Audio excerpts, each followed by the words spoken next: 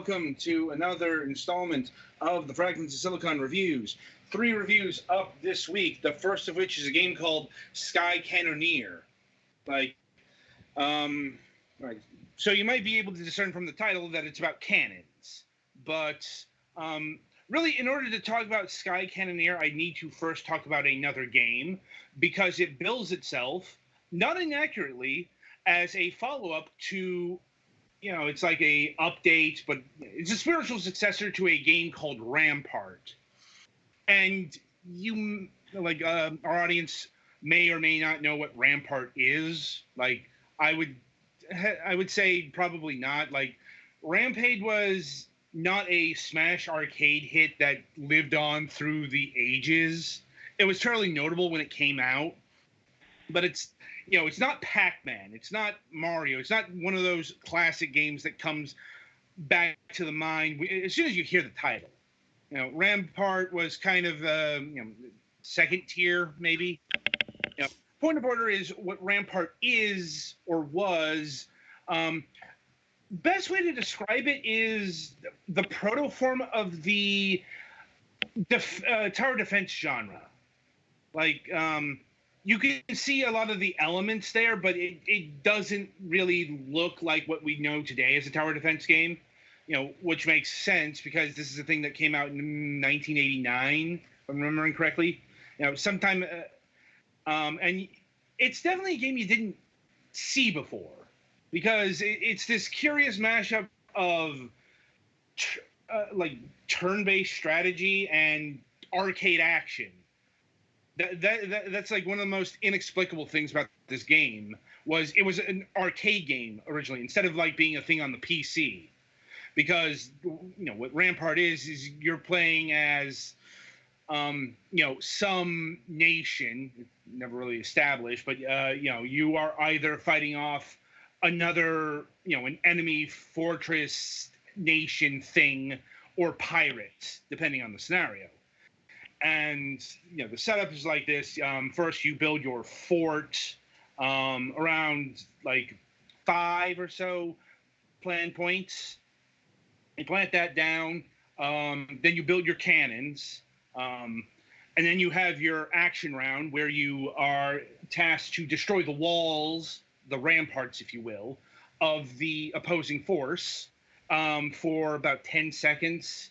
And once that's over, you go into the build and repair phase. That is where you get these the various blocks that will repair your walls. But the trick is you only have a limited amount of time to do this, about 20 seconds, and they are laid out in randomized Tetris blocks.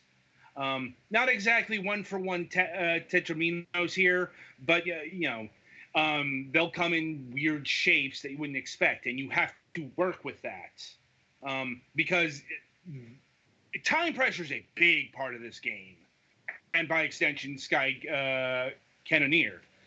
You've got to plant things down as fast as you can, because the way you lose, or Sky Cannoneer actually updates this depending on the round, because it's depending on the circumstances. Some, if you lose the repair, if you don't wall up your fortifications, you will lose the game.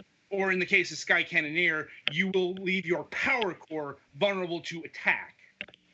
And the way this is signified is it will lay down a floor of your color. It will easily denote what's been secured. And the other reason you want to secure more territory, not just repair your walls or fortify existing structures, is the more conquered territory you get, the more cannons you can place. The more cannons you can place, the more fire you can shoot out, and so on. And that's how it escalates. And this continues on until there's a winner. And Sky Cannoneers takes this formula and brings it into the modern day. It's mostly intact. If you've played Rampart, or if you've seen what Rampart is, you will immediately recognize this is Rampart. And by and large, the core arcade formula is intact.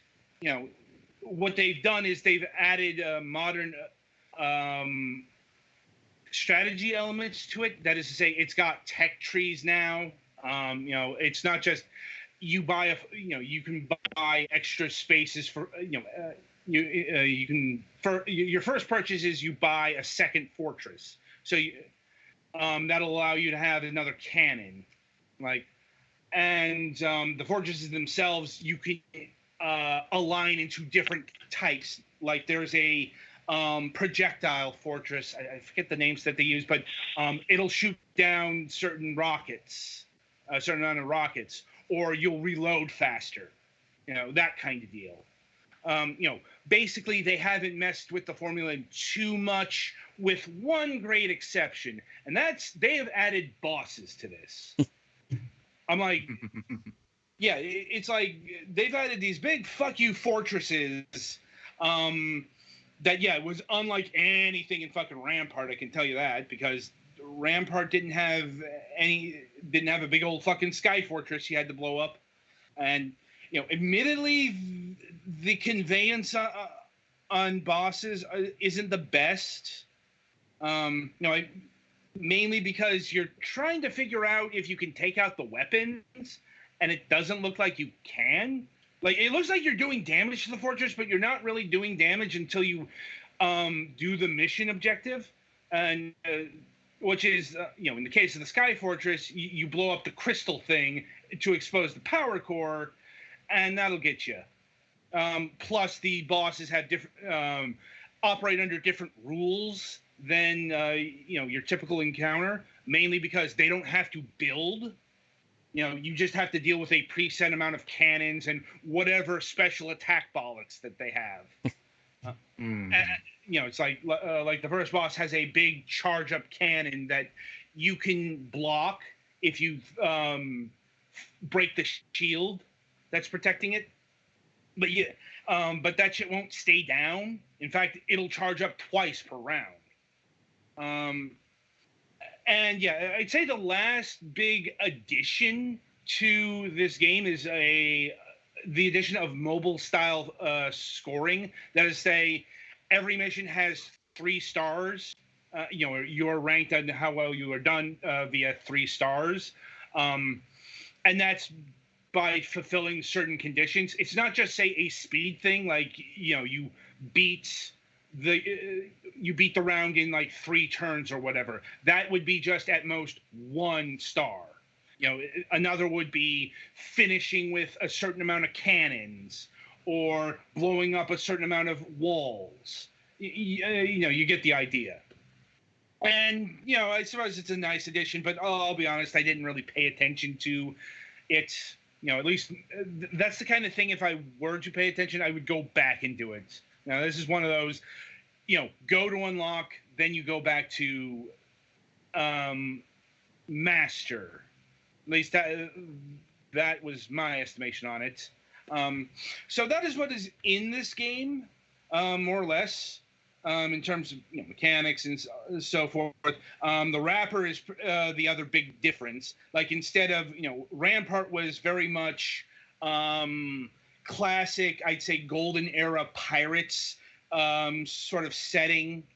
It's like classic pirate ships. It's like, think New World Spanish kind of design, that sort of thing. This takes it into, God, I think the term for it is cloud punk. Like, it's. I don't know. I'm not the punk police. Yeah, maybe solar. Like, I'm not exactly sure what to call it, but it involves a lot of floating continents. Like your overall battlement is a fucking floating continent, and you're fighting other floating continents. I don't know what you would call that exactly. I've heard sky punk, I've heard cloud punk. I don't know if it's defined enough to even have that kind of designation, but that's what this is. You are playing as... I'll be honest, I didn't really pay that much attention to the plot. Definite weak point here. Like, you play as a bunch of Knights of the Empire or something like that, and you're fighting against some faithless rebels. Um, yeah, I was at most paying half attention to the plot because it wasn't that important. I guess if this is your kind of aesthetic, your kind of thing, go for it. But this was definitely a game that emphasized gameplay above story. That's not a bad thing, by the way. And probably better given that this is a very arcadey action title. Like, and let's see, I'd say that like the biggest thing that's missing from this game is multiplayer. As far as I can tell, as far as I can see, there's no multiplayer, which is an automatic ding, a couple of notches, because the original Rampart had multiplayer. You could play up to 3 players. Granted, it was local only because it was 1989 arcades, what have you, but it doesn't even have that. I mean, I imagine that single player was the focus, but a game like this, you can do multiplayer with. Like, the literal blueprint had multiplayer. And it not being there, it's not a deal breaker, but it definitely lessens the package. Online multiplayer might be another concern because, once again, a bit on the actiony side, but I suppose you could throw this under RTS. Like, I could see it working online. And,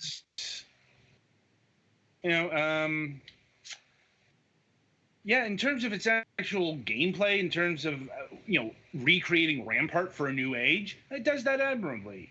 On a subjective thing, honestly, I would rather play an actual tower defense game since we have those, and those are a bit more robust in terms of the everything. But this is, this is a solid update. Probably further compounded in the fact that Rampart, that's not a game that's easy to access these days. I mean, go about 10 years ago, maybe 15, a different story. Like, Rampart was a midway game, so of course it would end up on like all of their compilations, or a good deal of them. Once again, not something that was tried out maybe the first go around, but at least the second. Still, it's definitely a unique update, because I can't really think of another game that looked to Rampart and said, yes, this is what I want to do. Like, now in terms of pricing, so the game clocks in at $14.99, though it is on discount right now for $13.49. Let's see, $15 for this. Like, on its own merits, I could definitely say that's a worthwhile price.